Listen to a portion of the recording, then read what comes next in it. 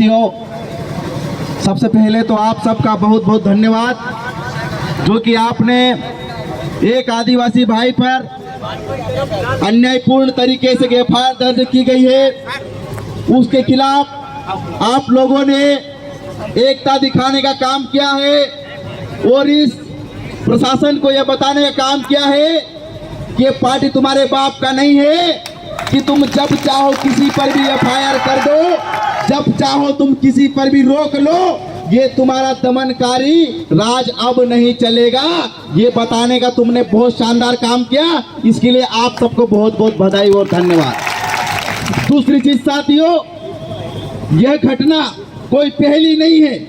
आदिवासियों पर आए दिन नित नए प्रयोग किए जाते हैं।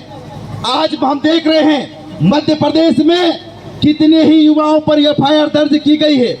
जो युवा बोलता है, जो युवा अपने हक अधिकारों की बात करता है, उस युवा को ये कहीं न कहीं ऐसी फर्जी एफआईआर दर्ज करते हैं ताकि वह युवा कोर्ट और कचहरी में चक्कर लगाता रहे और गरीबों के लिए काम नहीं करे।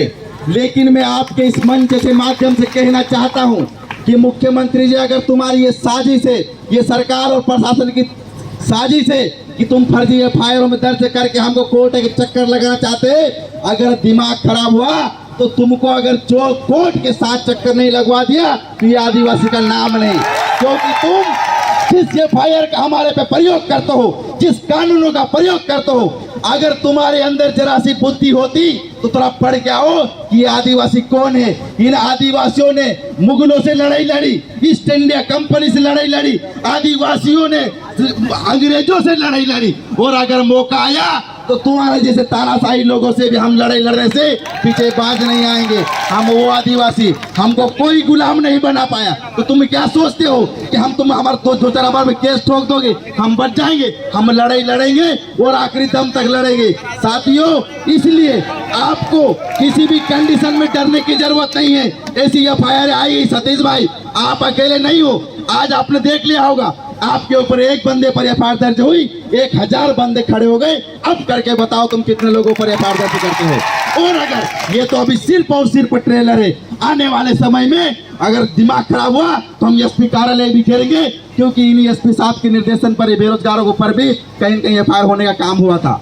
तो साथियों, ये हमें देखना पड़ेगा, हमें लड़ना पड़ेगा। आज जिस प्रकार से हर समय आदिवासी पर अत्याचार हो रहा है, अभी सुनने में ट्रैक्टर निकाल रहे थे, खनन के जहाँ पर रेत निकाले थे उसके ऊपर क्या गया। मैं पूछना था वो क्या नदी, ट्रैक्टर, रेत क्या तुम्हारे बाप ने वहां रख के गया था क्या?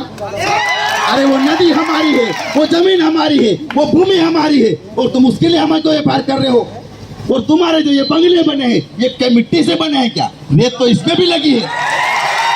तो तुम किस ओर से हमको रोकना चाहते हो? तो साथियों, ये कहीं न कहीं हमको फंसाने के लिए ये हमारे ऊपर दुष्परिणाम किया जा रहा है और हमको कहीं न कहीं साजिश से फंसाने का काम किया जा रहा है। लेकिन आपको डरने की जरूरत नहीं है। मैं आपको बता दूं, ये एफआईआर भी खत्म होगी और एफआईआर कराने वाले कर्मचारी भी यहाँ से जाएंगे। ये आपकी एकता का दम है साथियों। और हमको लड़ना है और लड़ेंगे, पढ़ेंगे, साथ साथ इन्हीं बातों के साथ में अपनी वाणी को यहीं पर विराम दूंगा। बहुत बहुत धन्यवाद। इनकलाब जिंदाबाद। जोरदार एक बार नारा लगाएंगे, लड़ेंगे, लड़ेंगे, आवाज दो, आवाज दो।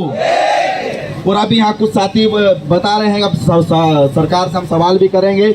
जिम्मेदार व्यक्ति ही यहाँ पर जवाब दे पाए, हमारा ऐसा निवेदन, क्योंकि अगर कभी ऐसा नहीं कि यहाँ पर आए इतने लोगों के साथ में झूठी मूठी बातें कही गई, इसलिए जिम्मेदार वीडियो रिकॉर्ड होगा, जिम्मेदार ही पदाधिकारी आए और वो कुछ कर सकता है वही अपनी बात को यहाँ करें। हम उसको अगर कोई अधिकारी आ रहा तो हमको उसको ये मान के हम उनसे बात करेंगे कि वो एसपी साहब का, पुलिस महोदय का एक उसका प्रतिनिधि बनाया गया है, ये हम सोच के हम उनसे बात करेंगे। बहुत बहुत धन्यवाद।